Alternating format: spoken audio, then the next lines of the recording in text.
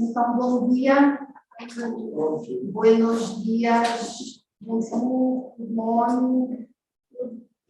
Vamos dar início ao segundo dia desta formação, desta Training School em tradução de banda desenhada e de novelas gráficas. E muito obrigada pela vossa presença, por estarem aqui a horas. E tenho o prazer de apresentar o nosso primeiro conferencista desta manhã, Paco Rodrigues, que é licenciado em tradução pela Universidade de Granada e tradutor e intérprete desde o ano 2001. A partir de então, ele tem trabalhado por conta própria e por conta de outrem, e é empresário do setor. Tem sido docente de licenciatura, de mestrado, de doutoramento nas universidades de Joaquim, onde lecionou em 2001 e 2002, em Granada, na Universidade de Granada, em 2004, em Córdoba, em 2009, entre 2009 e 2021, e em 2021 chegou à Universidade Pablo de Olavide, em Sevilha.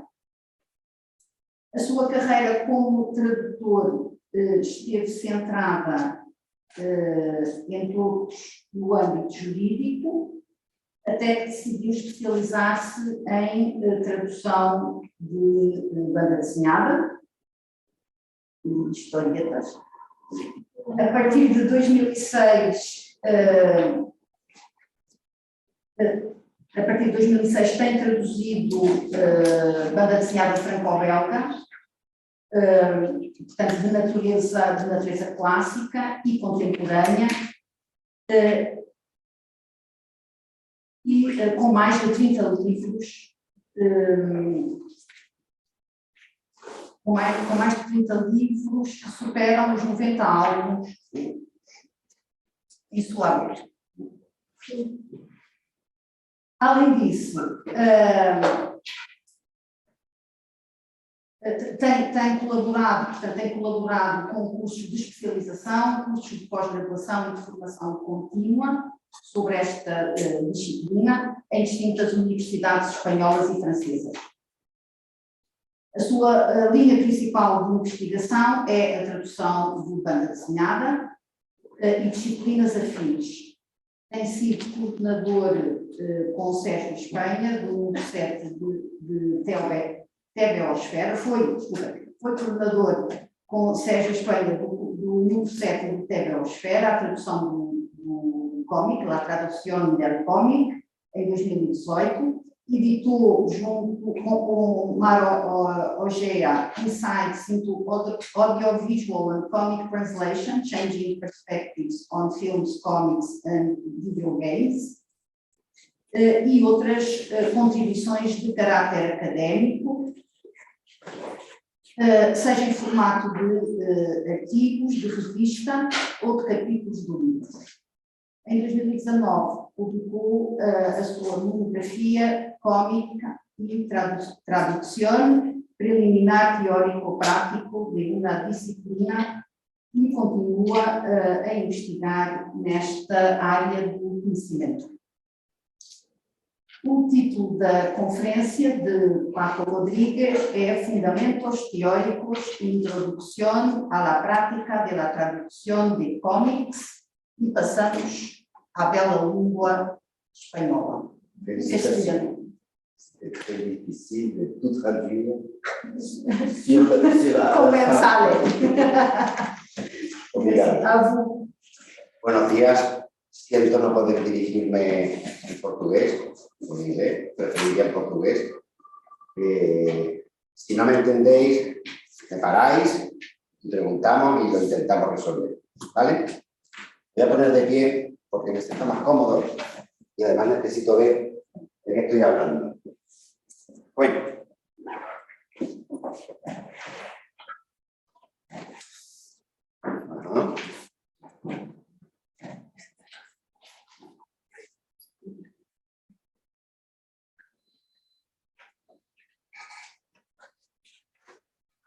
funciona.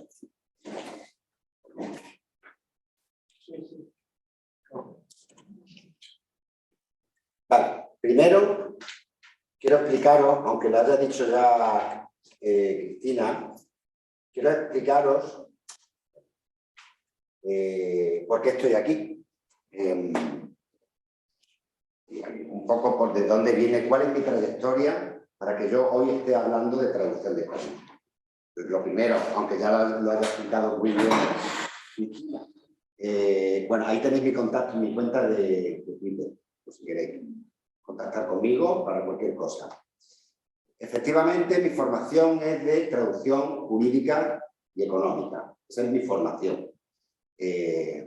Por ejemplo, he puesto turística, pero he trabajado en otros ámbitos de la traducción.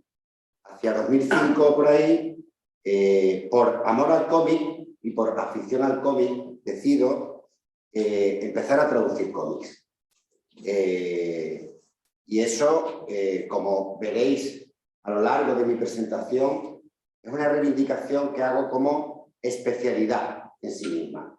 Ayer lo conversaba con Mical, yo reivindico la traducción de cómics como una especialidad en sí misma. Igual que existe la especialidad de la traducción jurídica, la traducción biosanitaria o la traducción económica, reivindico la traducción de cómics como una disciplina. Además de eso, pues tuve mi propia empresa, ya no, muy bonito, y he formado parte de asociaciones de traducción a nivel nacional, como ASETRAC, que es la más importante que hay en España, y TVOsfera. TVOsfera va a volver a lo largo de la presentación varias veces porque es una asociación de alcance internacional en el estudio y la divulgación de la cultura popular asociada al cómic, en español. Y ahí es donde entra la labor de los traductores, donde ahora veremos la importancia que tenemos en este ámbito del cómic, ¿no? Después, a lo largo de los años, he ido abandonando mi carrera de profesional para dedicarme a la docencia y a la investigación. Vale. Aquí os pongo algunos de los títulos para que os hagáis una idea. Este que aparece aquí fue el primero, fue la prueba de traducción. Como veis, Apolo y Trondheim, no sé si lo conocéis, un autor reputado. Este fue el primer cómic, Pourquoi je tue Pierre, que tradujimos con Sergio España, que lo hemos escuchado. Esto es un clásico, Gigé es uno de los clásicos del cómic franco-belga, y aquí pongo una de las últimas obras que he traducido. Es muy interesante. Veremos algunos ejemplos de casi todas ellas. Otra vez. Después de esto, después de este trabajo profesional, pues es cuando ya me dedico más a la divulgación y a la investigación en el ámbito del cómic. Esto de aquí es una compilación, con portada de Paco Roca, una compilación de artículos que se publicaron en la revista de TVOsfera. Somos varios autores y esto otro es la monografía, efectivamente, en la que sostengo pues prácticamente todo lo que os voy a contar hoy aquí. Perdón, es que es nuevo, estoy estrenándolo. Estos son los contenidos más o menos que veremos. Primero, vamos a ver la importancia capital que representamos los traductores y las traductoras en el ámbito del cómic. Lo vamos a ver a continuación. Para poder traducir adecuadamente cómic necesitamos entender cómo funciona. Para ello vamos a ver unas pinceladas del lenguaje del cómic. Y esto nos va a llevar a ver cómo interactúan los distintos códigos semióticos que componen ese lenguaje del cómic y cuáles son las restricciones a las que nos vemos sometidos cuando estamos traduciendo. Veremos a continuación la oralidad y la oralidad prefabricada u oralidad fingida como única característica común de cualquier cómic. Única. Incluso cuando no hay diálogos, hay oralidad. Luego veremos por qué. Luego también quiero que veamos un poquito de dónde está la traducción de cómics en la traductología, aunque es parte de lo que vimos ayer con Mical, pero creo que es interesante ver cómo va creciendo y por dónde, cuáles son las bases las que se pueda sentar la traducción de cómics como disciplina. Y por último, os propondré un análisis por niveles, que luego lo explicaré, que sirve tanto para su estudio como para la sistematización de la práctica traductora. ¿De acuerdo? Bueno, pues vamos a pasar directamente a ver qué pasa con la traducción en la industria editorial del cómic. Perdón. Tenemos por una parte se ha cambiado la configuración. ¿Puedo cambiar al PDF?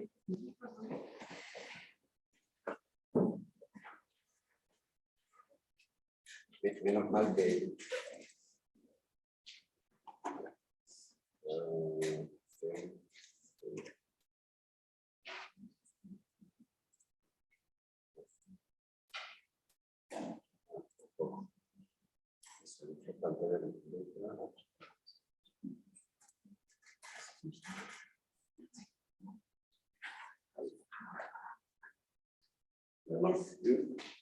C'est parfait.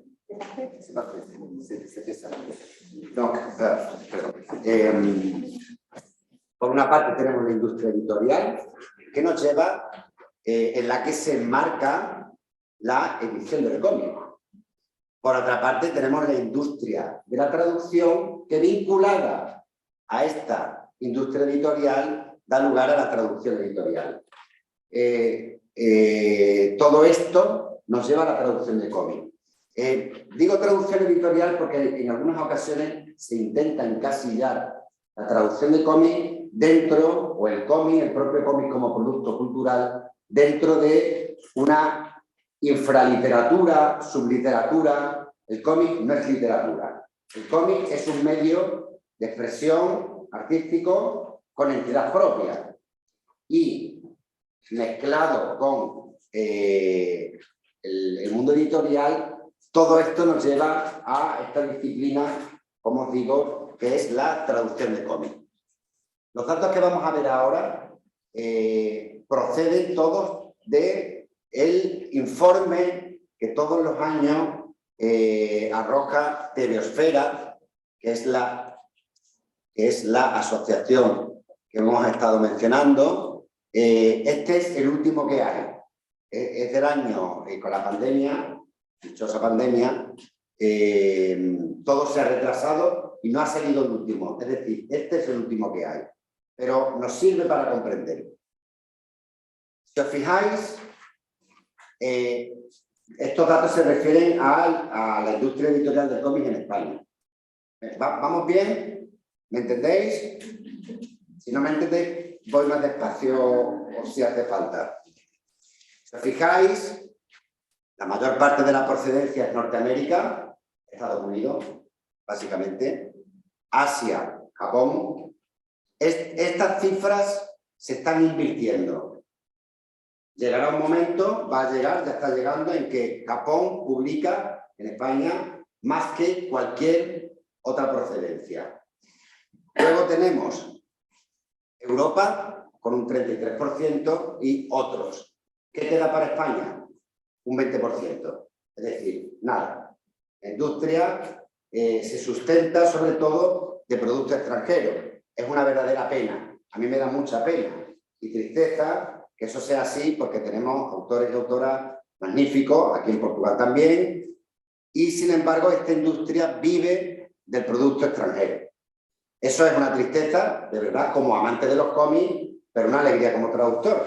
Y eso va a explicar que, si os fijáis, en los tipos de ediciones, un 65% son novedades traducidas. Un 11% recopilaciones. Pero esas recopilaciones, buena parte, también son traducciones o retraducciones, igual que las reediciones. Y nos queda un ridículo 15% de novedades nacionales. Eso es poquísimo. ¿Esto a qué nos lleva? Pues a que, a que en el año 65, en los años 60, en España, con la autarquía y el franquismo, no entraba prácticamente producto foráneo y se traducía un 15%. En los años 80 aumenta la cifra y ya era un 50%, principalmente procedente de Bélgica y de Francia. Y en el año 2020 tenemos una cifra de en torno al 70% que no es real, es mayor. De hecho, los editores del informe de Telosfera hace días me decían que ya estaban en torno al 80%. Esto es muchísimo. Por lo tanto, queda de manifiesto la importancia que tiene la traducción en la industria editorial del cómic.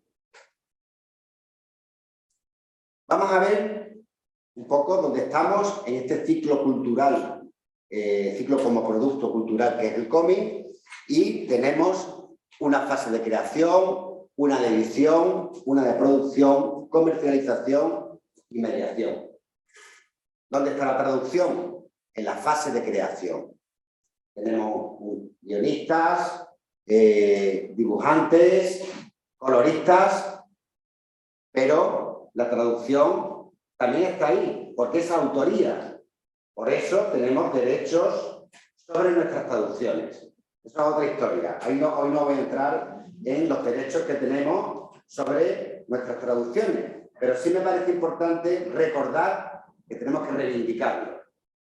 Que tenemos que reivindicarlo y que hay que firmar contratos con los editores, igual que se firman contratos para traducir la literatura universal, los grandes títulos. Bueno, pues un pequeño cómic también está sujeto a derechos y su traducción también, ¿vale? En cuanto a la edición, bueno, pues están editores y correctores, les corresponde esa parte que asumen riesgos. Yo no pretendo establecer una lucha entre traductor y editor o entre autores y editores. Al contrario, debemos ir a lo mismo porque nos interesa ir a lo mismo. Cuando se está produciendo, particularmente importante es la maquetación. Luego, vamos a ver muchos ejemplos de cómo es importante que traductores y maquetadores se entiendan. Luego vamos a ver muchos ejemplos de esto. Luego tenemos la fase de comercialización, donde se difunde, se distribuye, llega a las librerías y los lectores pueden adquirir los libros. Y luego hay una labor de mediación que está en las bibliotecas, en los eventos, encuentros, salones y a través de las asociaciones. Perdón, no están en Zoom los diapositivos. Perdón. ¿Por qué será?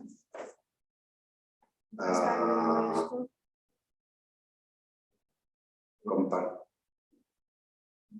Voy a tirar, a quitar y a volver. Es esto, ¿sí? Sí, eso es. A ver si ahora... se paró en la introducción. Bueno. Sí, a ver, claro. Perdóname. No, si no lo hemos compartido, no lo pueden ver, es cierto.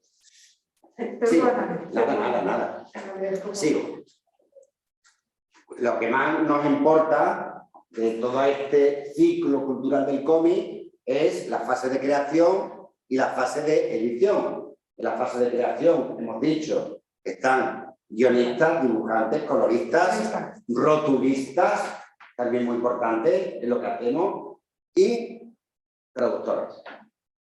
Y en la fase de edición, aparte de editores y correctores, que deberían ser independientes de la persona que traduce, independientes, está el maquetador o maquetadora, que reviste una particular relevancia porque cuando estamos traduciendo no es solo la calidad del texto, es también el tamaño de la fuente, la letra que se escoge, todo tiene un efecto sobre ese constructo semiótico que es el cómic. Y vamos a ver de verdad muchos ejemplos de lo que estoy diciendo.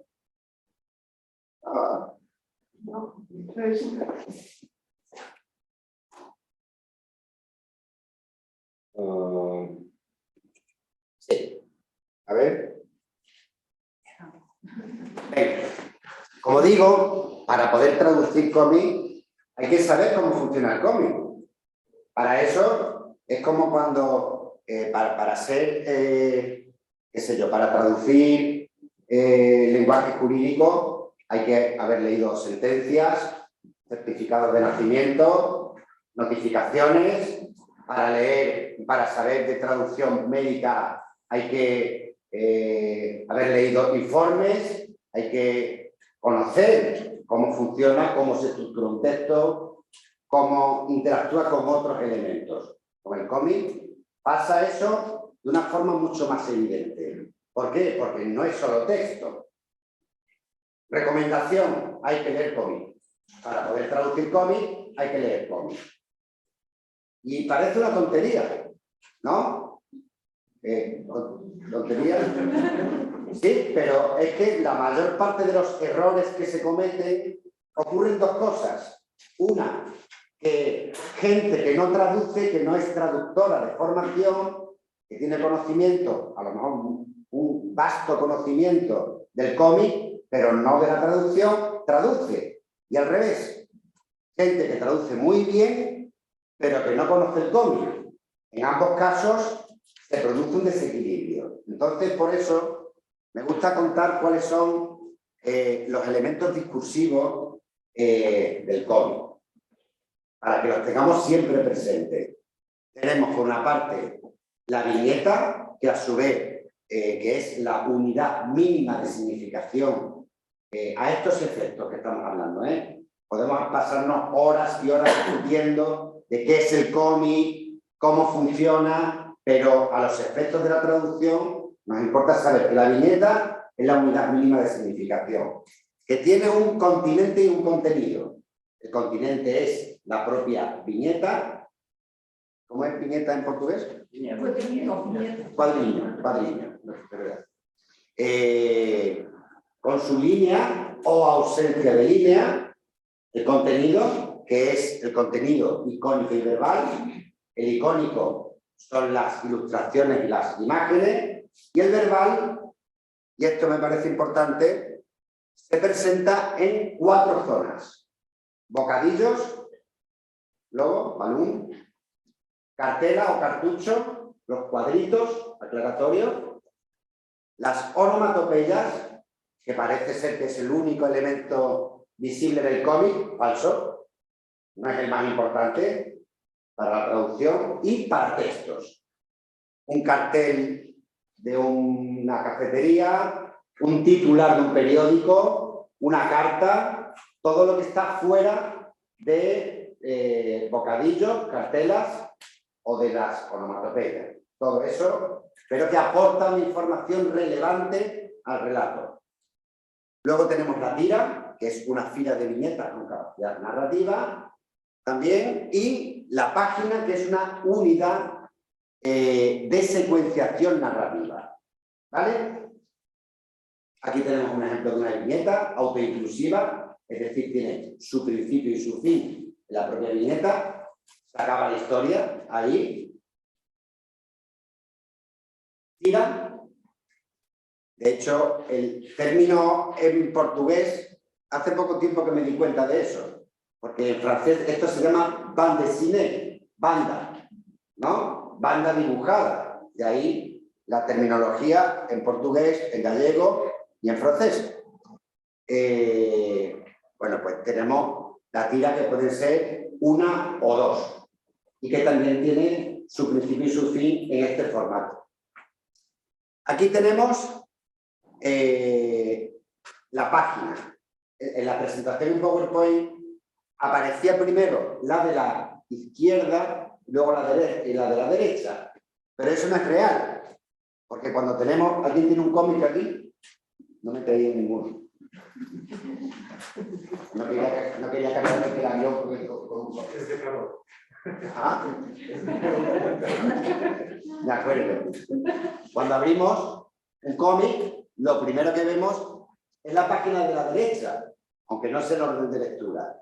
Eso también es importante tenerlo en cuenta, porque a la hora de crearlo se disponen muchas veces las imágenes más impactantes de la página de la derecha, no la de la izquierda, aunque a efectos narrativos es en este orden. ¿Sí? Entonces, quiero decir con esto que, si os fijáis, estamos estableciendo un entramado narrativo al igual que en el cine. Al igual que en el cine. Ahora un matiz a esto que estoy diciendo. Y eso es importante tenerlo en cuenta porque existe una continuidad. Existe una continuidad. Aquí vemos que se está desarrollando una historia, ¿no? Donde vemos unos coches que llegan, individuos dentro de uno de los coches, cómo las luces alumbran a otros dos individuos y así sucesivamente, lo que va construyendo el propio relato. ¿Vale? Decía que esto lo he escogido porque tiene parentesco con el cine, pero yo no reivindico, yo no estoy reivindicando aquí que el cómic imite al cine. Es al revés. Es al revés. Es que se nos olvida.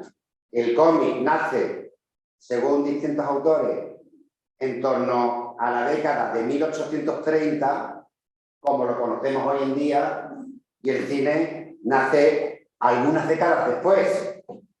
Pero se nos olvida. Y creemos que el cómic imita al cine. Pero eso no es así. Sin embargo, a la hora de estudiar el cómic y a la hora de estudiar la traducción del cómic, como vamos a ver, es importante tener en cuenta todos los elementos del lenguaje cinematográfico que nos van a ayudar a entender cómo funciona el cómic y cómo funciona la traducción del cómic. ¿Vale? Además de eso, tenemos como elementos expresivos dentro del cómic los bocadillos, que sirven para recoger los pensamientos o las alocuciones de los personajes, con su globo. ¿Hay un rotulador? No. Voy a buscar. Ah, bueno. No es tampoco súper importante. No, pero Era por explicarlo así más rápidamente. Globo y rabillo. Y con las formas, las distintas formas del globo y del rabillo, se pueden manifestar diferentes estados de ánimo o dotar de distintos sentidos al texto. Además de eso, tenemos las cartelas o cartuchos, que son esos cuadritos aclaratorios que aparecen en alguna parte de la viñeta, que cumplen, según Roland Barthes, la función de anclaje o la función de relevo. La función de anclaje es la de desambiguar si hay alguna ambigüedad en el texto, en la interpretación del texto, o de la imagen, del texto no, perdón, de la imagen, y la función de relevo, cuando se produce un cambio en el tiempo o en el espacio. Aquí traigo un ejemplo del valor que tiene los contornos de los bocadillos. Estamos viendo, si vamos por orden, a este personaje que está haciendo el tonto. Está imitando. Está imitando. Me estáis escuchando, ¿verdad? Tiene sonido. Tiene sonido. ¿Cómo se consigue eso? Con ese contorno tan peculiar que tiene el bocadillo. Luego tenemos un discurso absolutamente enunciativo o interrogativo, pero sereno. ¿Por qué? Porque el trazo es firme. Luego tenemos estos dos bocadillos donde se está expresando con pavor, con terror. Cree que le ha pasado algo a su sobrina. Entonces tiene miedo y lo expresa de esa manera, ¿no? Vuelve el discurso obligado.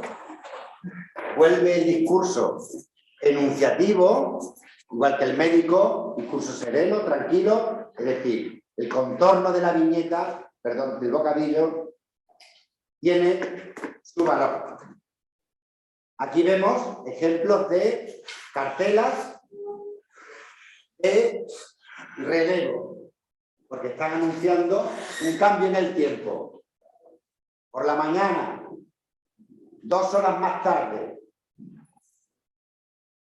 Aquí traigo un ejemplo de bocadillo de pensamiento, la nubecita, que es un recurso que va cayendo en desuso cada vez más. El lenguaje del cómic también va cambiando, va evolucionando y se utilizan unos recursos u otros, ¿no? Pero bueno, conviene saber que eso es un pensamiento. ¿Cómo escribimos un pensamiento? ¿Escribimos en primera persona? ¿Escribimos con un estilo directo? Son buenas preguntas, ¿eh? Porque cuando estamos traduciendo tenemos que escribir como pensaríamos. En fin, son cuestiones muy importantes cuando estamos traduciendo, ¿no? Aquí tenemos un ejemplo, da igual que no se vea. Tenemos un ejemplo de una cartela de anclaje, porque está aportando información que no se puede inferir de lo que vemos. ¿De acuerdo? Y aquí tenemos un bocadillo que por el propio contorno sabemos que es exclamativo. Además, se refuerza por la negrita.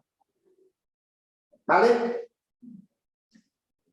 Otro elemento del lenguaje del cómic, que no lo he citado en sí mismo, pero que me parece importante, es la onomatopeya. Esto es una obra importante, El arte de volar, premiada en España con el Premio Nacional del Cómic. Y, como veis, la onomatopeya forma parte de la ilustración. Por lo tanto, es difícil distinguir si estamos hablando del plano visual o del plano textual. En cualquier caso, están ahí. Siempre que sea posible las vamos a traducir, pero en casos así, por ejemplo, tenemos la ñ única, la ñ única del castellano. ¿Se traduce? ¿No se traduce? ¿No? Ahí no está el problema en realidad. El problema no está en la dificultad de traducir una onomatopeya inventada o de mantener onomatopeyas que son en inglés. En una obra que está en español son onomatopeyas en inglés, sino en ¿se puede transformar la imagen? Es otra buena pregunta. Luego la veremos. El color. Ayer Miquel también nos hablaba del color, de la importancia que tiene el color en el cómic. Bueno, pues en esta historia que versa sobre Luis Ferdinand Céline, el famoso escritor, el presente narrativo está en una escala de grises. Todo. Cuando se remite a recuerdos dulces, utiliza tonalidades, un amarillo, un ocre agradable. Y de hecho, fijaos que empieza de belles années, ¿no? Los buenos años, aquello, ¿no? Nos está condicionando y al mismo tiempo nos está ayudando. Todo en interacción produce un sentido. En la misma obra tenemos al autor con un semblante sereno, pero de repente algo pasa. Algo pasa, se ve en su rostro y vemos que aquí empieza a introducirse unas manchas de color rojo que empiezan a invadir la viñeta entera con un texto. Mi cabeza se separaba en dos y el equilibrio se había roto. El equilibrio, estamos hablando de que se rompe el equilibrio, de crudeza. Y nos lleva a una escena, ¿no? Aquí lo que tengo subrayado es que habla de pesadilla, ¿no? Son recuerdos del autor de la Primera Guerra Mundial y se expresan en un tono en tonalidades rojas. ¿Vale? Venga, vamos a ver cómo interactúan estos códigos que hemos visto. Hemos visto el código visual, hemos visto dónde aparecen los textos, hemos visto también la importancia que tiene el color. Vamos a ver cómo interactúan estos códigos y cómo nos pueden condicionar a la hora de traducir. Para eso, yo por lo menos no he encontrado un mejor referente o un mejor punto de partida que la traducción audiovisual. Por eso tengo aquí a dos autores, a Patrick Zabaleta y a Frédéric Chaume, ambos hablando sobre la traducción audiovisual. ¿De acuerdo? Y Zabaleta sostiene que los elementos paralingüísticos acompañan a cualquier comunicación verbal, además del contexto y de la situación. ¿Sí? ¿Vamos bien? Chaume, por su parte, defiende que la información no verbal, de esta que al principio decía Zabaleta, que la información no verbal incluye información paralingüística que se puede presentar como música o sonido por el canal acústico. No olvidemos, estamos hablando de productos audiovisuales, ¿sí? Se puede transmitir la música o el sonido a través del canal acústico y la información visual que se transmite por el canal visual. Vale. Y ahora os pregunto, esto es una pregunta. ¿En el cómic hay sonido? Sí. Las páginas cuando pasan. Sí hay sonido, claramente hay sonido, que se manifiesta de muchas maneras. Lo vamos a ver ejemplos, que para eso los he seleccionado, pero se manifiestan los distintos volúmenes de voz, por ejemplo, se manifiestan la tonalidad, la musicalidad. El cómic encuentra sus propios recursos, por lo tanto, si tenemos los mismos elementos que tienen los productos audiovisuales, sirven las teorías sobre traducción audiovisual para su aplicación en el cómic. No para siempre, ¿eh? Como digo, hay que reivindicar que la traducción de cómic tiene que emanciparse, independizarse de la traducción audiovisual. Vale, aquí tenemos un ejemplo donde vemos una viñeta. Esto es una página cortada en partes. Vemos los pies de una bailarina, no lo voy a hacer, con una onomatopeya, ¿sí? Y con gracia y ligereza, ¿no? En el texto, gracia, has légèreté, ¿no? Todo es grácil. Hay una viñeta de transición donde se habla de la vacarme e insulto, de ruido e insultos, ¿no? Y va cobrando sentido que esa onomatopeya que veíamos antes se mezcla con esta otra y llegamos al rojo de antes, recuerdo traumático, con Seletoner.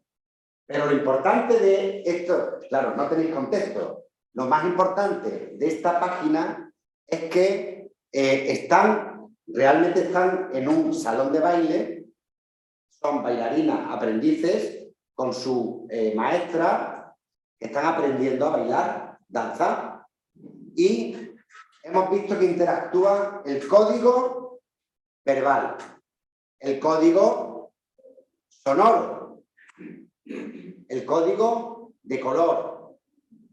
Todo esto en un flashback, todo interactuando en lo que está construyendo ese relato. Lo importante de todo esto es que veamos que los distintos códigos semióticos son lo que construye el sentido unitario.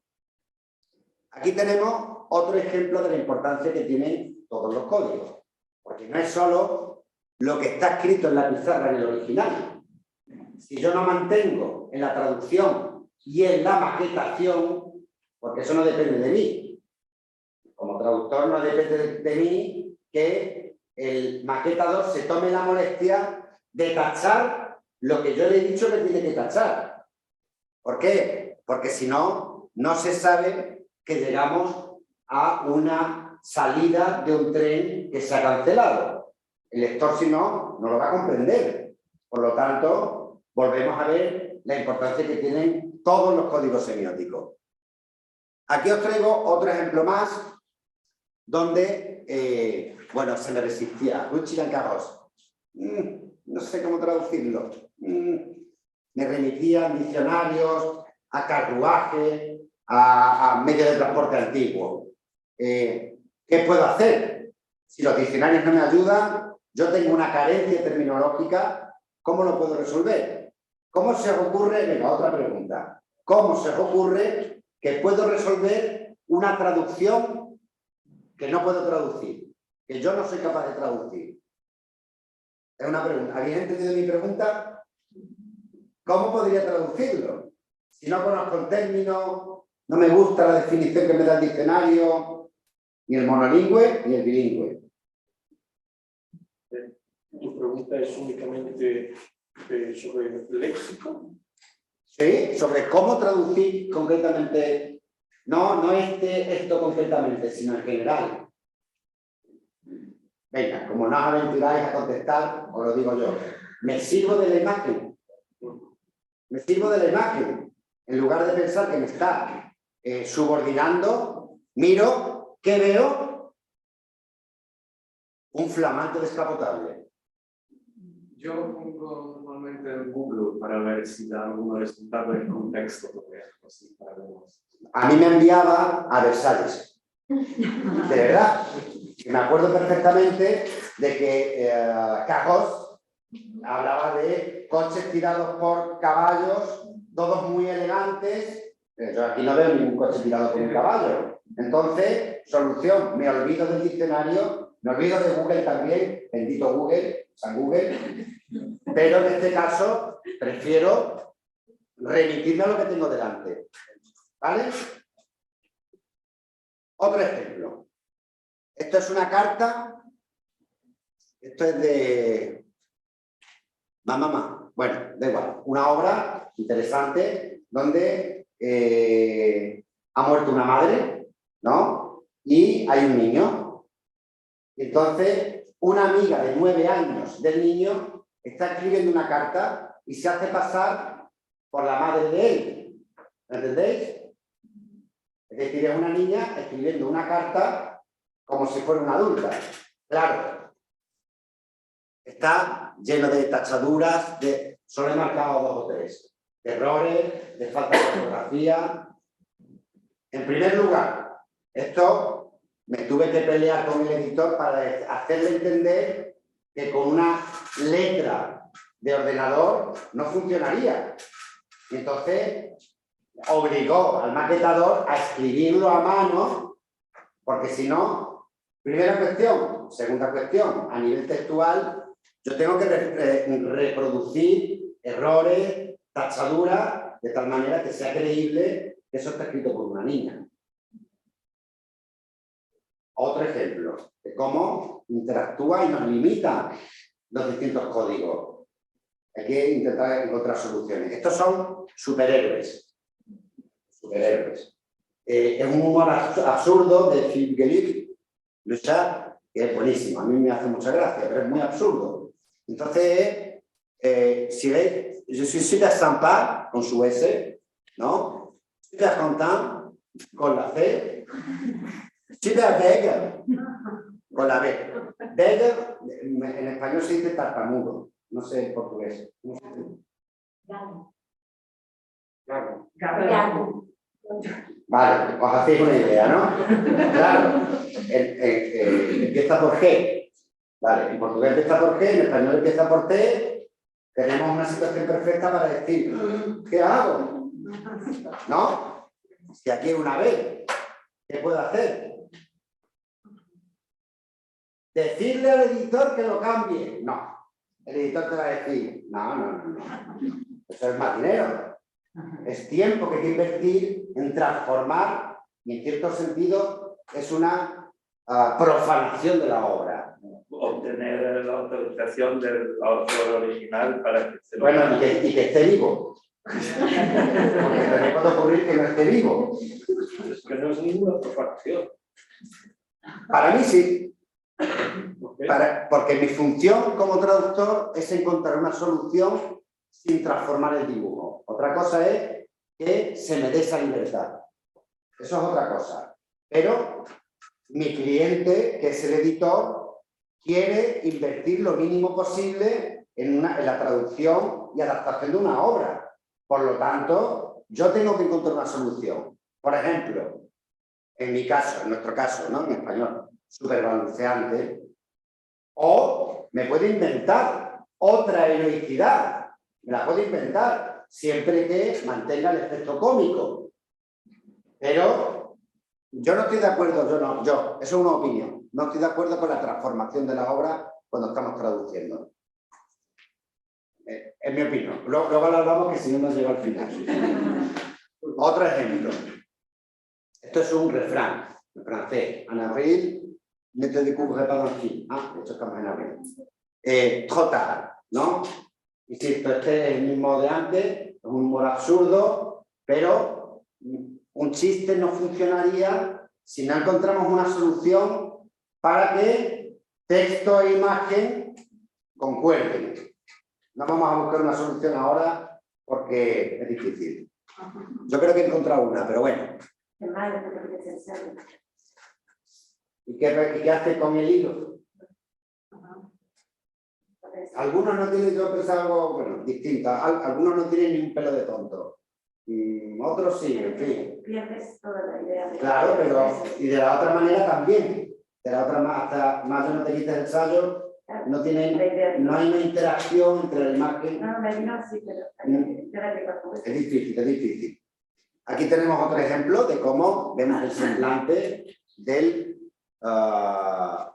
posadero en la Primera Guerra Mundial. Céline, que está llamando. No. Céline, que está llamando porque tiene hambre, porque tiene sed, porque tiene frío, porque tiene de todo, y llama a una posada, a un bar de carretera, ¿no? Y entonces veis la cara que tiene el hombre, ¿cierto? A mí, cuando lo estaba traduciendo, me daban ganas de decir, ¿qué coño pasa? ¿No? Algo vulgar, está molesto, ¿no? Algo que sea fuerte, pero claro, no cabe. Entonces, sí, bueno, no transmite tanto, ¿cierto? A lo mejor le podría haber puesto un qué, que es algo más agresivo. Pero en cualquier caso lo que quiero decir es la restricción del espacio, que es la más importante de todas. Y eso, por ejemplo, ayer hablábamos mucho varias veces hablamos del espacio que ocupa el texto dentro del bocadillo. Al igual que, vamos, yo eso a mis alumnas se lo digo siempre, una traducción de francés a español debe ocupar más o menos lo mismo que su original, en extensión, entre francés y español. Otras lenguas no. Una buena traducción. Si es más larga, es porque hemos necesitado muchas explicaciones y por lo tanto no hemos encontrado los buenos recursos para traducir. En el cómic ocurre igual, por lo menos en el cómic entre francés y español. Y el autor, Franz, en este caso, ha dispuesto su texto, lo leemos bien, ¿cierto? Está bien dispuesto, el texto respira, hay unos puntos suspensivos al final. Fijaos la traducción. Ocupa casi la línea del contorno del bocadillo y eso no puede pasar. Eso es labor del traductor en la fase de revisión, darnos cuenta de que eso está así para que no pase y también ponerlo en conocimiento del maquetador para decirle, dispone el texto de otra manera, pero sin reducir el texto, sin reducir el tamaño de la fuente, porque eso implicaría que los personajes están hablando a un volumen inferior, y eso no es una solución, nunca. Venga, otro aspecto importantísimo, voy fatal de tiempo, este aspecto que os decía que es importantísimo, en el cómic es la oralidad, la presencia de la oralidad y de la oralidad prefabricada. Ahora veremos qué es. Bueno, aquí tengo a Walter Owen, que habla de que es la forma más natural de expresión. Blas Van Benister, que habla de la lengua oral como la ley del menor esfuerzo. Cuando hablamos, tendemos a acortar, simplificar, reducir, incluso a no acabar las frases, porque nuestro interlocutor ya sabe lo que vamos a decir. ¿Sí? Y muy interesante es lo que dicen Koch y Osterreicher, que hablan de dos polos de un continuum separados, que son la inmediatez comunicativa y la distancia comunicativa. Básicamente, por ir agilizando, básicamente en la distancia comunicativa el discurso está previamente elaborado, preparado, no hay interacción entre interlocutores, ¿sí? Y la inmediatez comunicativa, hay proximidad, incluso física, se conoce el tema del que se está hablando, hay un alto grado de improvisación y la lengua oral, la lengua del cómic se situaría en alguna parte entre ambos polos, porque tengamos en cuenta que esto se aplica al canal gráfico y al canal fónico. No funciona la lengua de la misma manera si está escrita que si está dicha, ¿sí? Y en el cómic es como si estuviera dicha y además está escrita, ¿vale? Vamos a quedarnos con esa idea. Por ejemplo, una dubitación se expresa con la repetición de la consonante. Esto es La casa de Paco Roca, también premiada. O, ¿veis? Está el personaje intentando meter una rama dentro de un contenedor, se ve frustrado, su puta madre, ¿no? Es muy real. Coloquial, es vulgar, sí, pero es muy real, es muy creíble además. Entonces alguien le pregunta, eso no se tira ahí. Alguien le dice, eso no se tira ahí. Y él vuelve, ¿cómo? ¿No? Se repite la consonante. ¿Vale? Venga, otro ejemplo. Es una conversación entre hermanos, se conocen, saben de qué están hablando y si nos la quedamos, el qué, la casa, no hay ningún verbo. En 3 intervenciones no hay ningún verbo. Y sin embargo, sí que lo hay. No, perdón. No. El complemento directo, es lo que estaba diciendo. Me he equivocado, pero la cuestión es que se omite. ¿Por qué se omite? Porque en una conversación real no vamos a estar repitiendo continuamente lo mismo. Entonces, vamos acortando y vamos simplificando nuestras conversaciones. Vale, esto nos lleva al concepto de oralidad prefabricada u oralidad fingida. Pseudo-alité, en portugués no sabía cómo deciros, pero básicamente lo vais a entender. Se trata, es lo mismo, es el mismo concepto, tanto el de Chaume como Jenny Lumet son el mismo concepto, están diciendo lo mismo. Se trata de un equilibrio entre la oralidad y la escritura, donde intervienen otros códigos de significación, según Chaume, y según Brume sería un punto intermedio indeterminado entre la inmediatez comunicativa y la distancia comunicativa que veíamos antes, ¿vale? Tengamos en cuenta además que, vuelvo a recordar, que se está escribiendo como si se estuviera diciendo, aunque no sea real, no es espontáneo, pero se dota de determinados rasgos a la escritura para que resulte creíble. ¿Sí?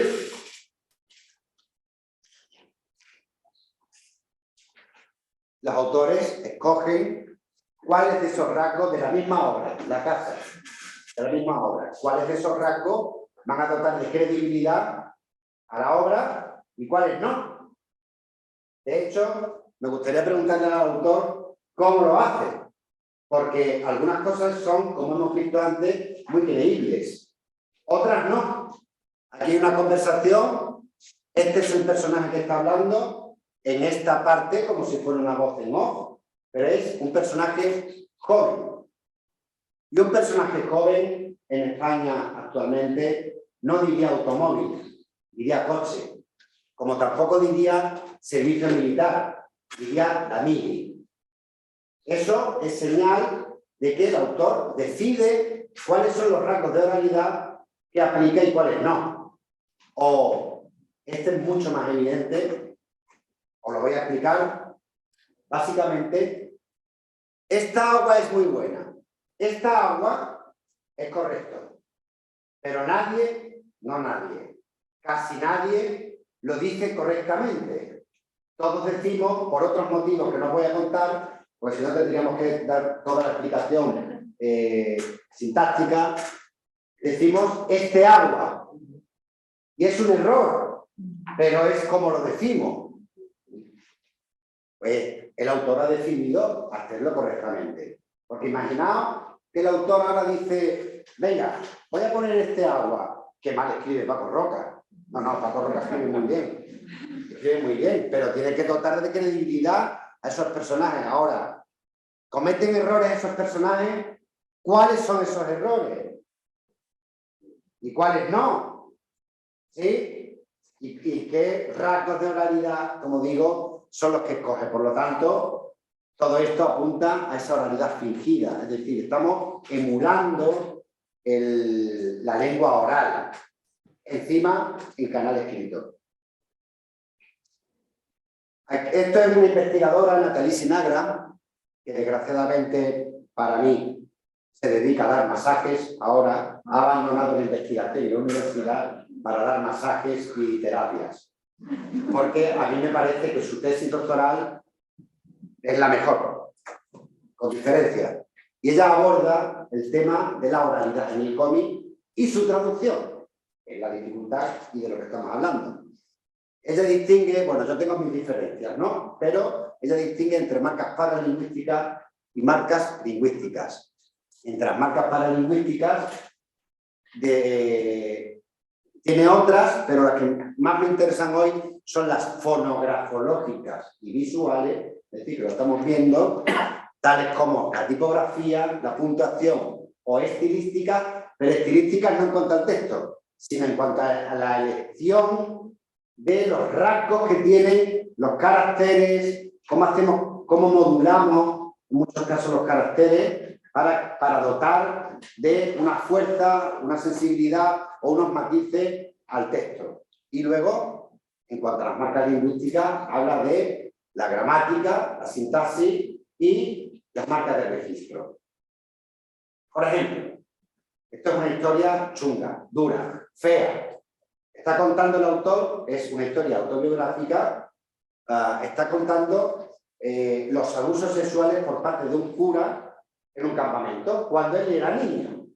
Es una forma de catalizar esa historia, es una obra magnífica, ¿eh? De hecho, fue esa primera obra que os he enseñado antes. Entonces, me está echando salopard de merde, Dieu, ¿no? Se me ponen los pelos como de punta. Oh Dieu. Y al final hay un garabato, un algo que no se entiende, no es legible, porque se ha vaciado. ¿Sí? ¿Veis la fuerza que tiene esto?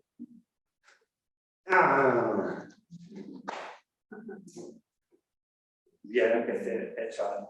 Tendría que haber sido hecha a mano, pero claro, volvemos a la historia de que el editor quiera invertir, que yo entiendo que no se puede invertir en todo, pero desde luego, más allá de que esté bien o mal traducido, solo la diferencia de los caracteres ya hace que se esté contando de forma distinta.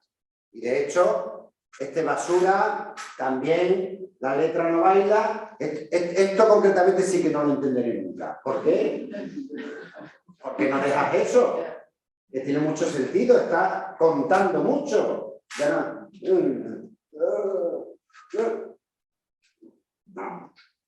eso no lo entenderé, pero bueno, queda en el pasado. Bueno, como esto en realidad era a modo de recordatorio de la fuerza que tienen los contornos de los bocadillos, con el texto, con la negrita, con la letra aquí pequeña, escondida detrás de otros bocadillos. La había escogido, pero como me voy ya muy mal de tiempo, ¿verdad? Voy a seguir y vamos a ver por lo menos la parte del análisis, vamos a ver. Esto es otro ejemplo de cómo tenemos distintos elementos que conforman la viñeta. Vemos un personaje hablando con vehemencia, está borracho. Bueno, os lo digo porque tiene esto que se llama metáforas visualizadas. Esta espiral indica que está borracho, hay un tapón de corcho, hay un vaso, el texto. De una de culpa es la vi. Es vulgar, muy vulgar, ¿no? Pero las letras bailan, porque él está borracho.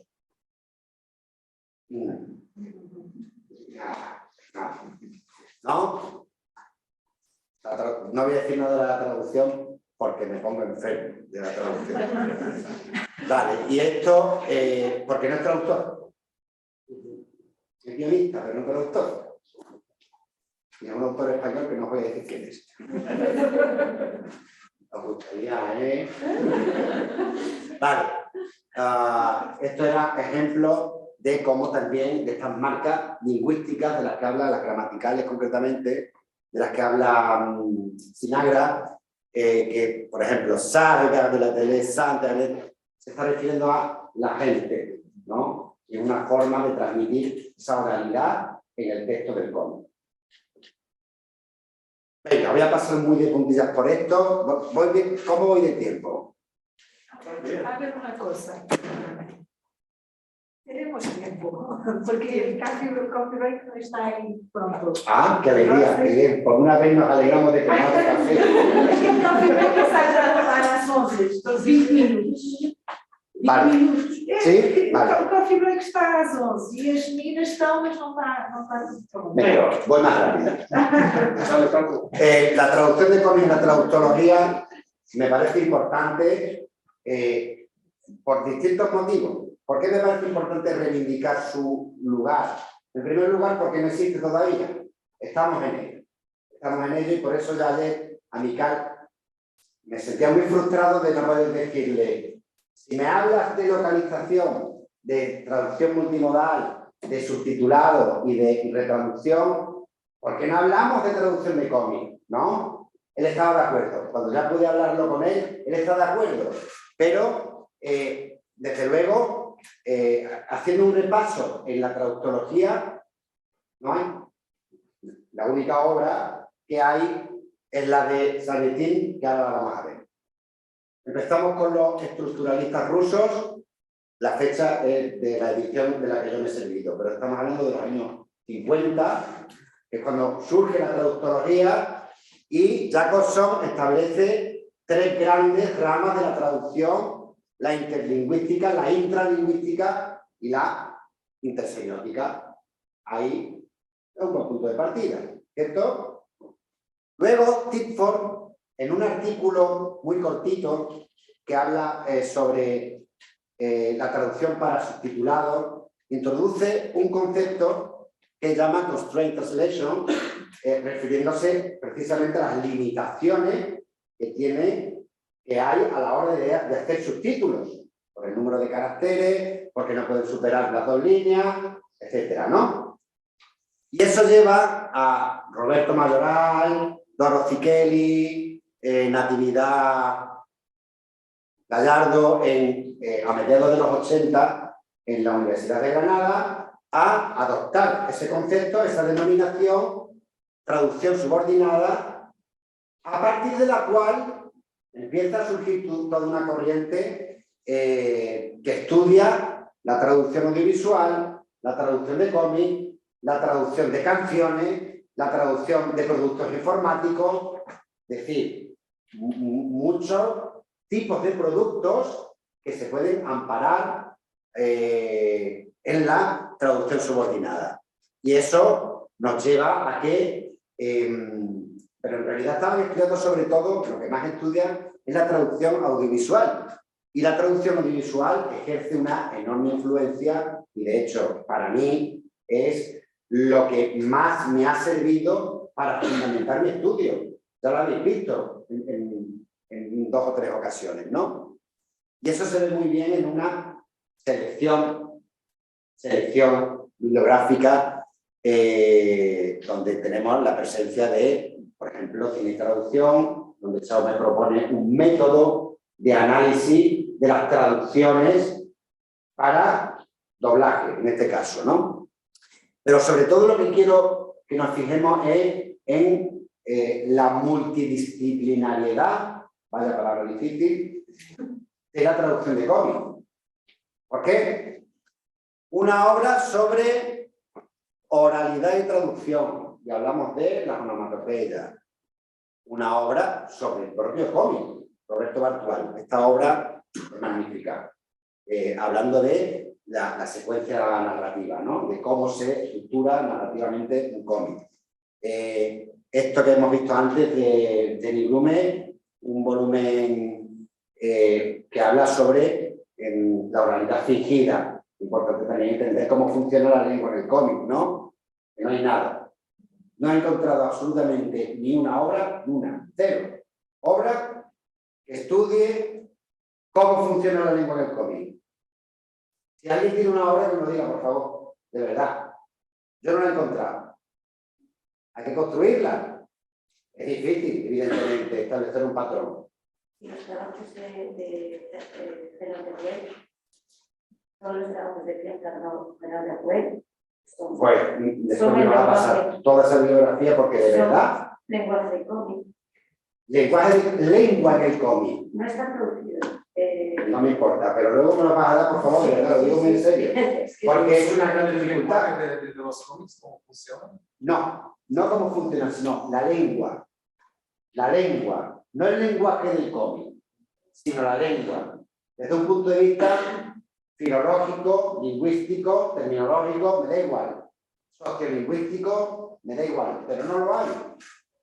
No hay estudios serios y en cualquier caso, al final, lo que me he visto en la obligación de hacer es recomponer una especie de estudio de la lengua con pues, otros estudios, pero no lo hay, como digo, dedicados solo a la lengua. Vale, continúo.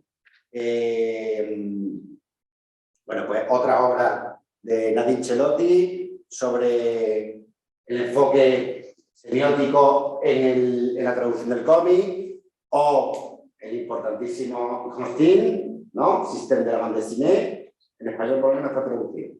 No sé si... Pero tiene traducción inglesa, ¿sí? Sí, también.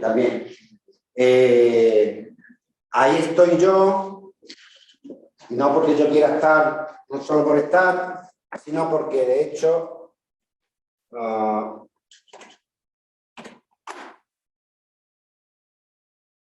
esto es lo que quería. No me digas.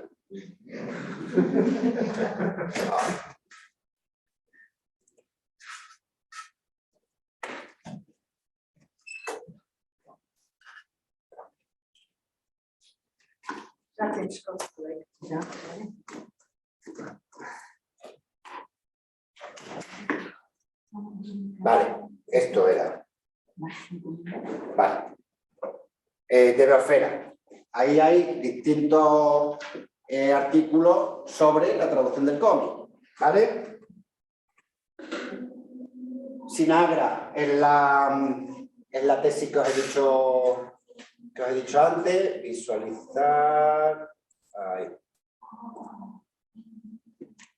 En fin, y claro, por último, Zanetin, que es la obra de referencia, es el punto de partida, pero fijaos qué joven es la obra, 2008.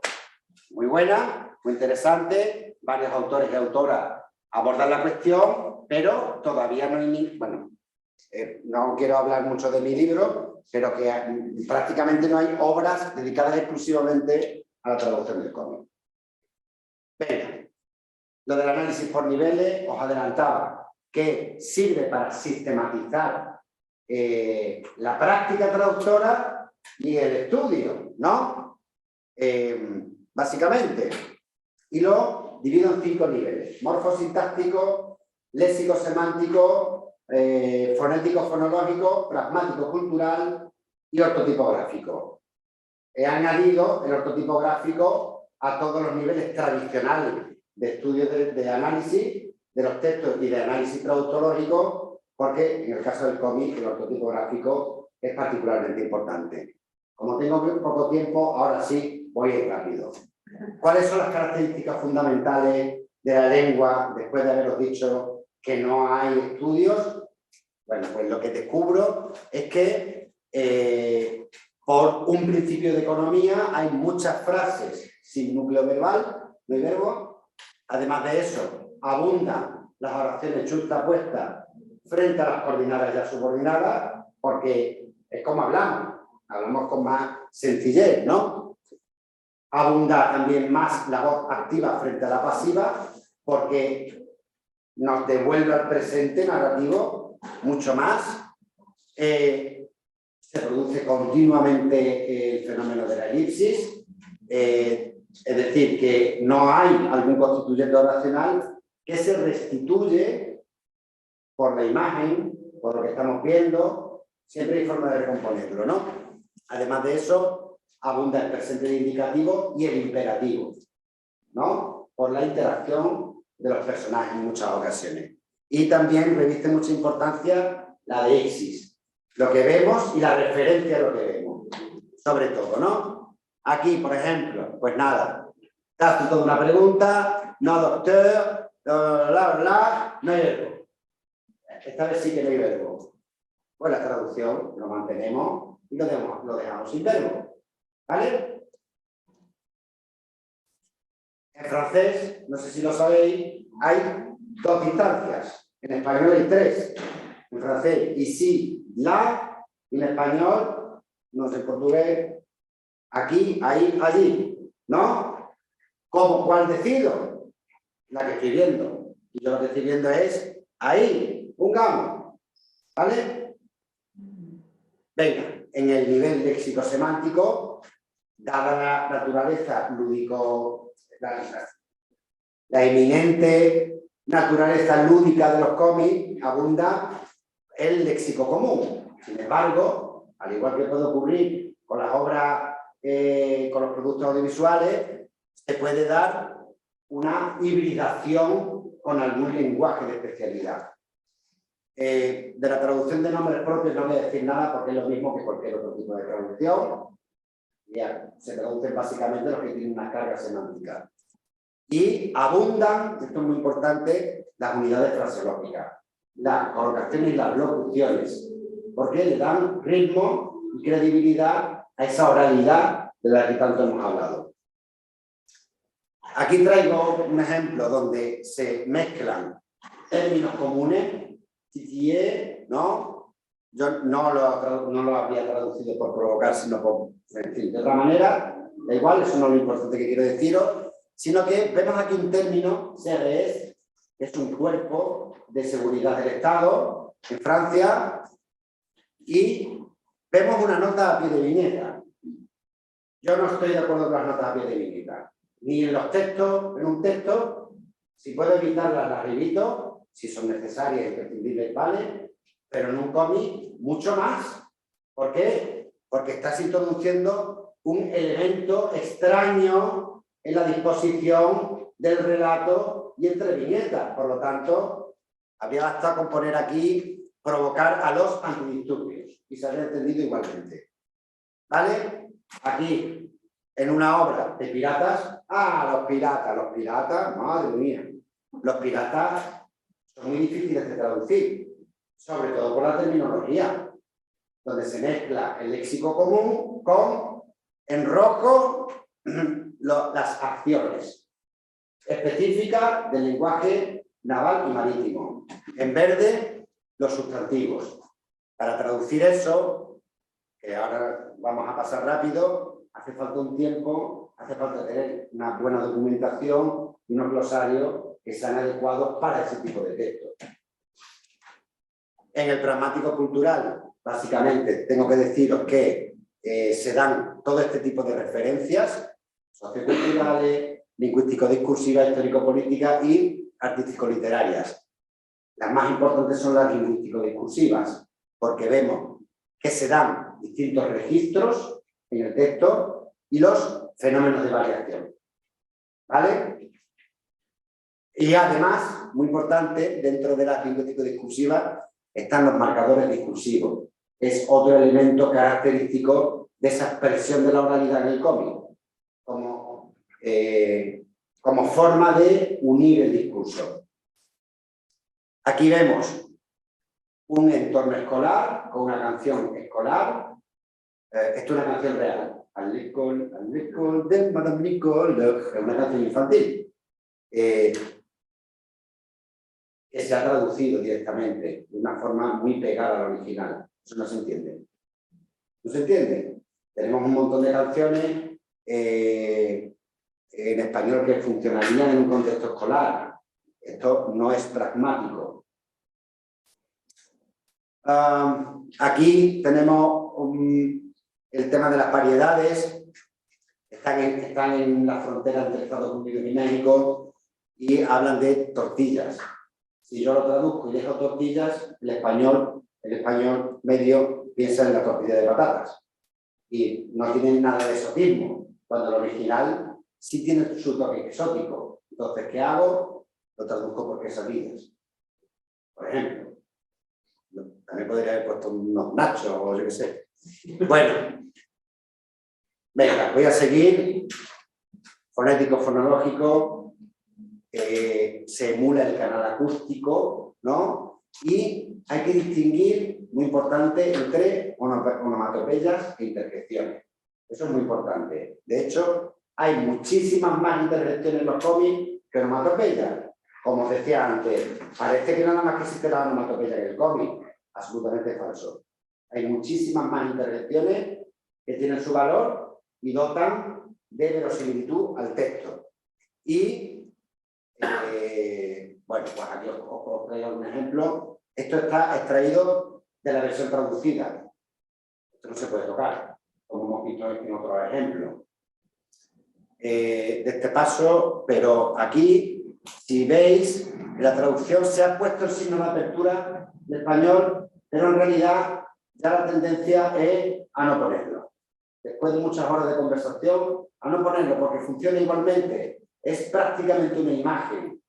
Se independiza del texto, ¿no? Del código textual para ser una imagen también.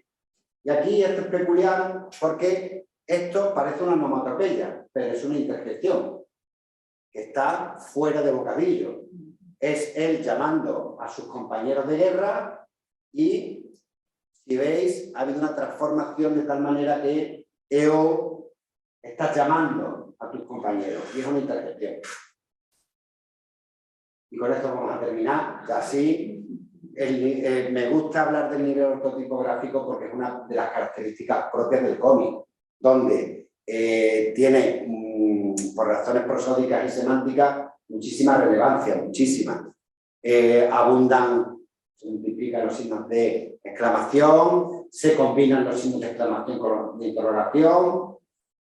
Los puntos suspensivos están muy presentes para inacabamientos, para dubitaciones, para... De hecho, si habéis fijado, hay bocadillos donde solo hay puntos suspensivos, que significan silencio, que significan expectación, que significan suspense, muchas cosas, ¿no?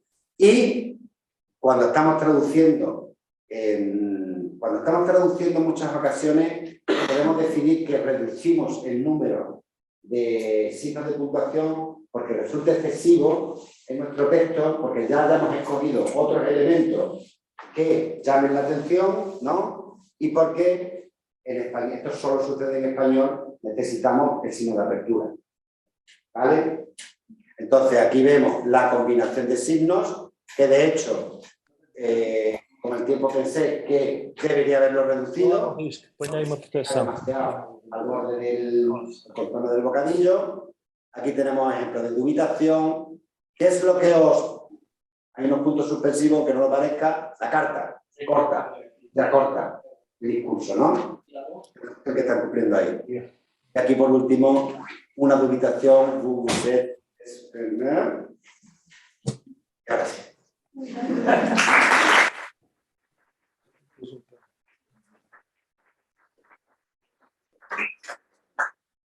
Chega?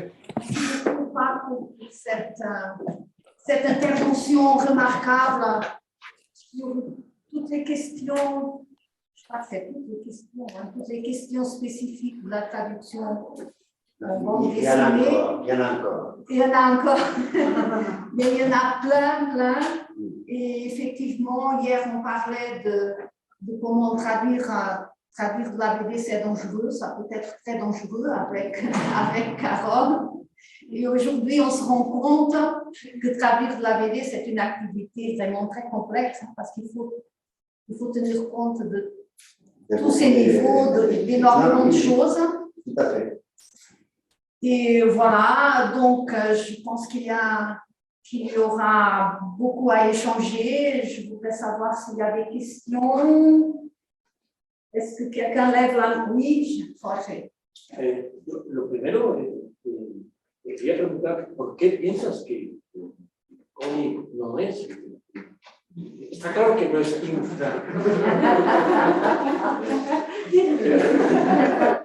Ça, c'est une question de fond.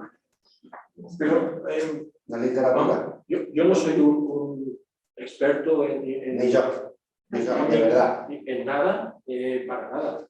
Pero en años recientes sí que he descubierto novelas gráficas que son más que literatura, que son obras de arte.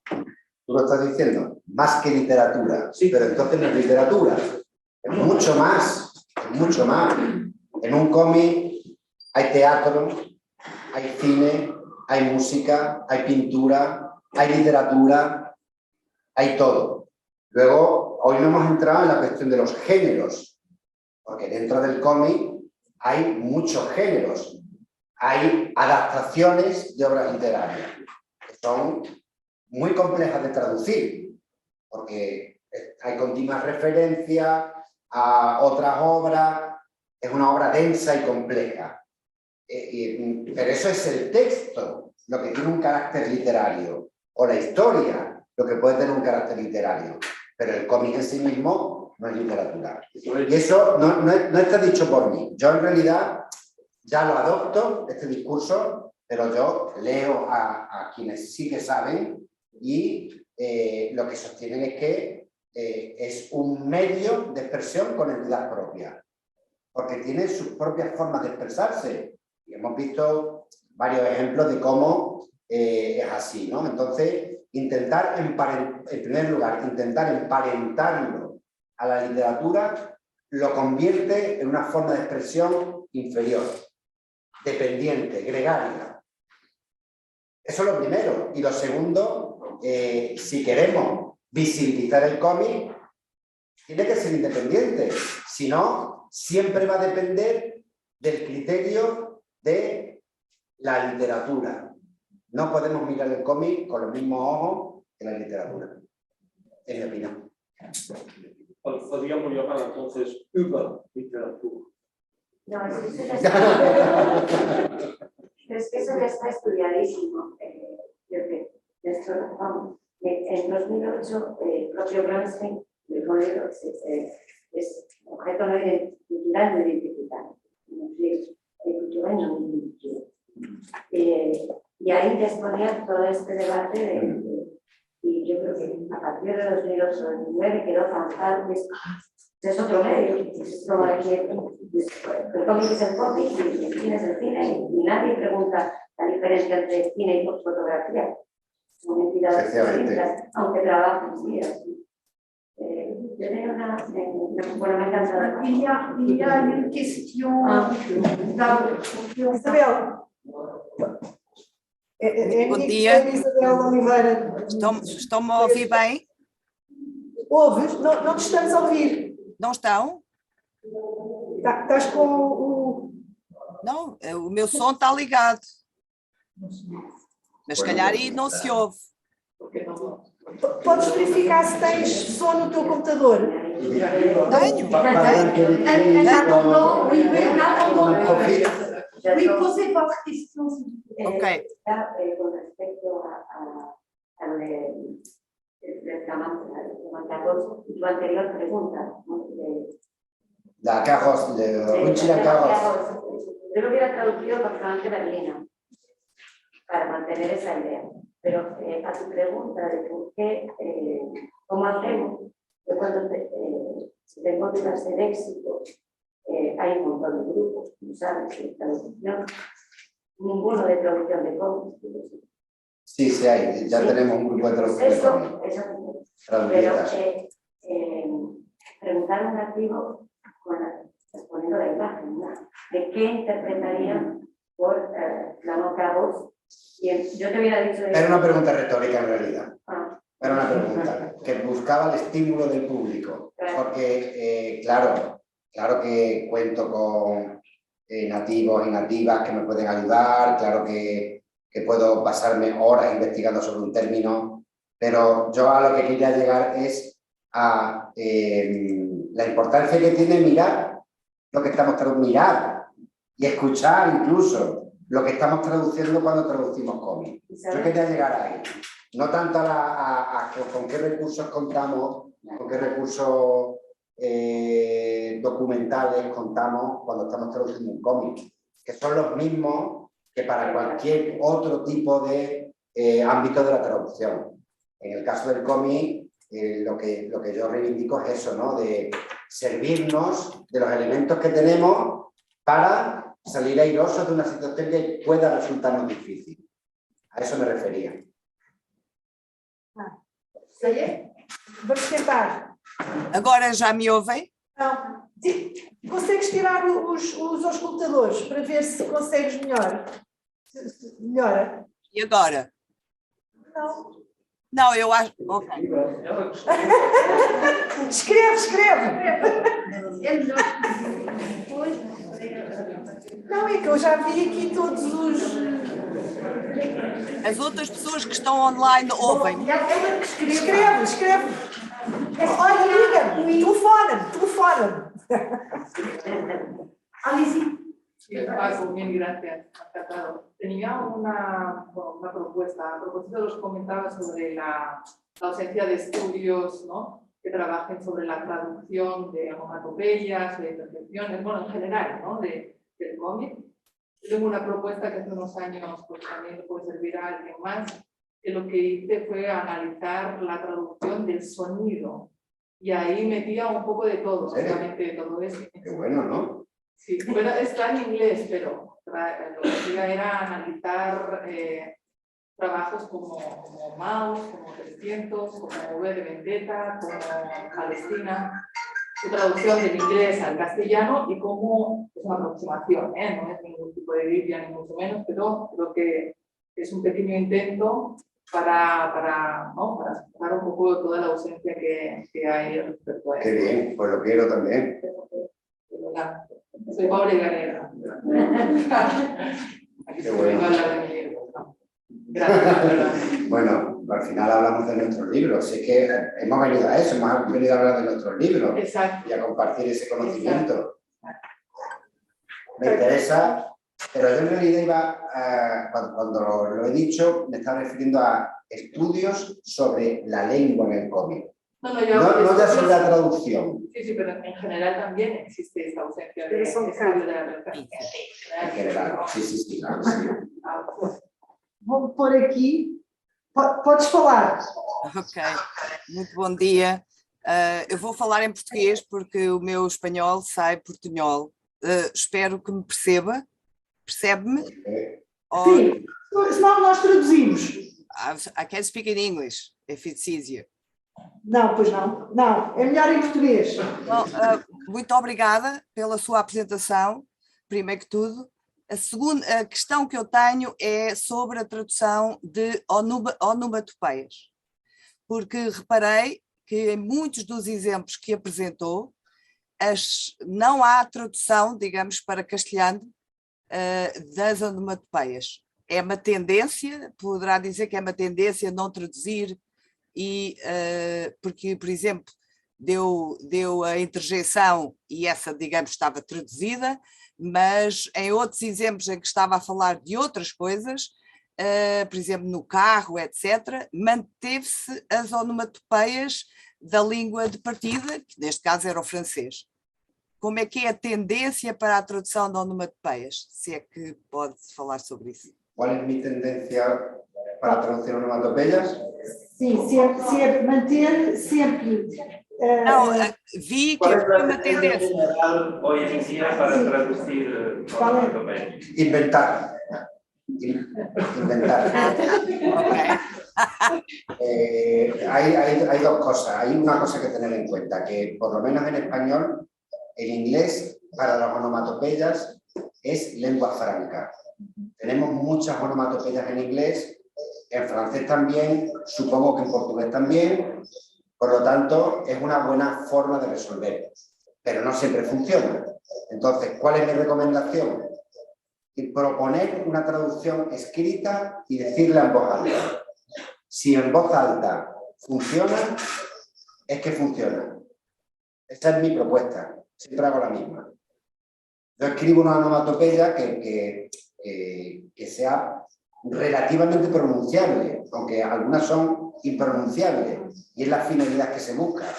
Pero si los fonemas se pueden reproducir escritos y se pueden leer en voz alta, esa es mi propuesta de traducción de las onomatopeyas.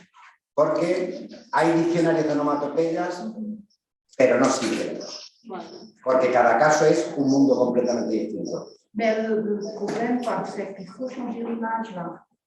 Il faut redéfinir. É preciso trocar a imagem. No. Non? Sí, c'est ça le problème. Mais s'il faut changer l'image, probablement l'éditeur ne voudra pas le faire. Donc, on laisse. On laisse. On laisse. Voilà. Donc, la tendance sera de laisser pareil. Laisser la langue de départ. Oui. Enfim, está bem. Pronto, eu não interrompo mais. Obrigada, está bem? Muito obrigada. Obrigada. Obrigada, Isabel. Ainda há mais alguma questão? Any more questions? Não? Posso só acrescentar ainda em relação a esta questão das borragens, que há casos de facto de charneira em que a onomatopeia tem uma importância de tal forma, é de tal forma importante para o design geral da página, que, por exemplo, no caso específico do mangá, estou a pensar especificamente no caso do autor, o Yuichi Okayama, em que a onomatopeia é, às vezes, é o elemento mais importante da página. E nesses casos, o que é muito frequente fazer-se, não sei se mencionou essa possibilidade durante a pauta, não apanhei. O que se faz é fazer um asterisco e colocar a dobragem da onomatopeia embaixo da página. Es muy interesante. No, es que es distinto. El manga es completamente distinto del cómic franco-belga, del cómic americano, es completamente distinto. El manga es un mundo aparte. Para empezar, la edición es al revés. Es de atrás hacia adelante y de derecha a izquierda. Para nosotros es de adelante a atrás y de izquierda a derecha. ¿Sí? Eso es el primer elemento. Segundo elemento. El manga es infinitamente más visual que textual. Y de hecho, creo, si te he entendido bien, tú lo que estás diciendo es que la onomatopeya, en el manga que estás diciendo, forma parte de la imagen. ¿Sí? ¿Eso has dicho? Efectivamente. El manga, hay mucho manga donde no hay prácticamente texto. De hecho, se considera manga de autor aquel que tiene mucho texto y poca onomatopeya, es poco exagerado. Entonces, en esos casos, sí estoy de acuerdo con que haya aclaraciones a pie de página. Y de hecho, te voy a contar una cosa. Hace 5 años hubo un encuentro de traductores de cómic en Burdeos, ¿vale? Y vino una chica que hablaba sobre la traducción de anime, ¿vale? Tenemos la pantalla. Tenemos la pantalla y... ¿No? ¿Está bien? ¿No? A ver, y era una historia que era una narración doble. Era una narración doble, ¿vale? Con lo cual, mientras se iba desarrollando la historia, aquí había ideogramas en japonés. Bla, bla, bla, bla, bla, bla, bla, bla. Que bien escribo japonés, ¿eh? Doble historia. Lo que vemos y lo que está escrito, ¿vale? ¿Qué ocurre cuando en este caso al francés? ¿Qué ocurría cuando se traducía? Pues que tenías que subtitular esta historia. Subtitular lo que estábamos escuchando. Y además, y esto es una conversación muy interesante, aparecían elementos culturales nipones a los que le ponían en la imagen, por ejemplo, aparecían en una tienda de manga. Se veía el manga con el título del manga que fuera allí y una aclaración del título. Todos esos elementos se iban traduciendo. Claro, quienes estábamos allí tenemos ya una edad, ¿no? Somos gente mayor y somos clásicos. No.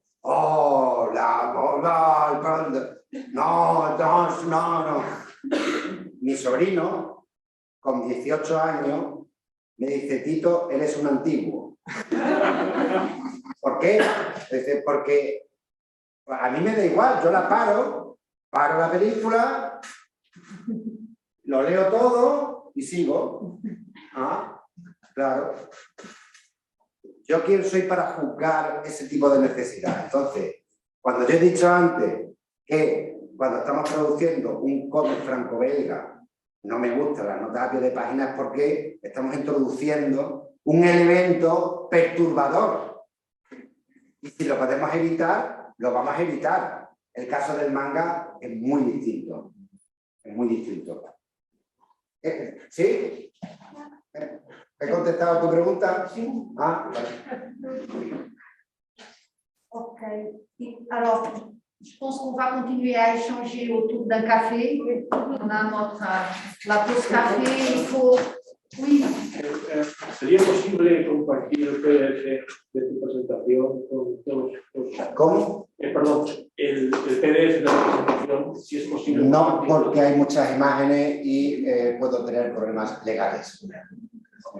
Sí, siempre me pasa lo mismo, lo siento, pero o sea, la parte de texto que es mía no me importa, pero la parte de imágenes, cada vez que tengo que utilizarla a efectos de investigación, hay que referenciarla y todo eso para evitar problemas, porque es muchísimo material lo que hay ahí. 80 imágenes. Sí, bueno, pero vamos, pero la parte de texto, por supuesto que sí. Vale, pues os la haréis llegar a través de Jacob, por ejemplo, ¿no? La parte de texto. ¿Sí? Ok, merci beaucoup, Paco. Merci.